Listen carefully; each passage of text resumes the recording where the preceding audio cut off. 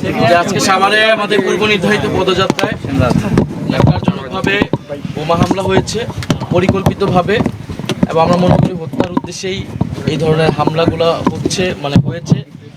এবং আমরা থানায় এসেছি, থানার দায়িত্ব ছিল, এখানকার পুলিশ প্রশাসনের দায়িত্ব ছিল এখানকার একটা রাজনৈতিক কর্মসূচিকে সম্পূর্ণভাবে নিরাপত্তা দেওয়া। আমরা মনে করি তারা সেটা নিরাপত্তা দিতে ব্যর্থ হয়েছে। তারা বলছে তারা তাদের জায়গা থেকে চেষ্টা করেছেন এবং সেটার জন্য তারা দুঃখ প্রকাশ করেছেন আজকের এই ঘটনার জন্য, এবং আমরা এটাকে মামলা দায়ের করছি। এবং তারা বলছেন, আমাদেরকে কথা দিয়েছেন যে দ্রুত সময়ের মধ্যে তারা যারা আসামি এটা গ্রেফতার করবেন এবং তদন্ত করে আমাদের ঘটনা উদ্ঘাটন করবেন। কিন্তু আমাদের কাছে যেটা স্পষ্ট, এটা শুধুমাত্র আইন শৃঙ্খলাজনিত বিষয় না, এটার পিছনে উদ্দেশ্য হলো রাজনৈতিক উদ্দেশ্যেই, রাজনৈতিক পরিকল্পনায় এই হামলা হয়েছে।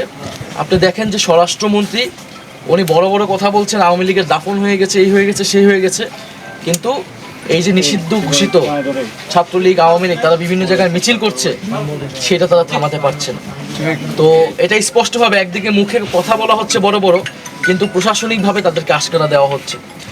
সারা দেশের বিভিন্ন জায়গায় ফ্যাসিস্টদেরকে পুনর্বাসনের সাথে সরাসরি বিএনপি জড়িত। তারা বিভিন্ন জায়গায় 5ই আগস্টের পরে মামলা বাণিজ্য করেছে, মামলা দিয়েছে, সেই মামলার ভয় দেখিয়ে তাদেরকে এক ধরনের ব্ল্যাকমেইল করেছে, তাদের ভোট নিয়েছে, তাদের থেকে টাকা পয়সা নিয়েছে এবং তাদেরকে এখন সন্ত্রাসী কার্যক্রম করাচ্ছে।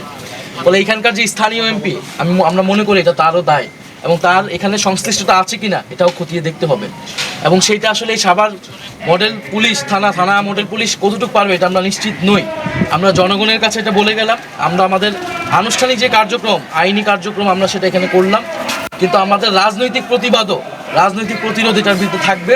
ফ্যাসিস্টদেরকে যারাই পুনর্বাসিত করবে, প্রশ্রয় দিবে, বা সন্ত্রাসীদের এই ধরনের বোমাবাজির রাজনীতি যারা বাংলাদেশে আবার নতুন করে শুরু করতে চায়, তাদের বিরুদ্ধে অবশ্যই জনগণ প্রতিরোধ করবে এবং এনসিপি সেটাকে সংগঠিত করবে।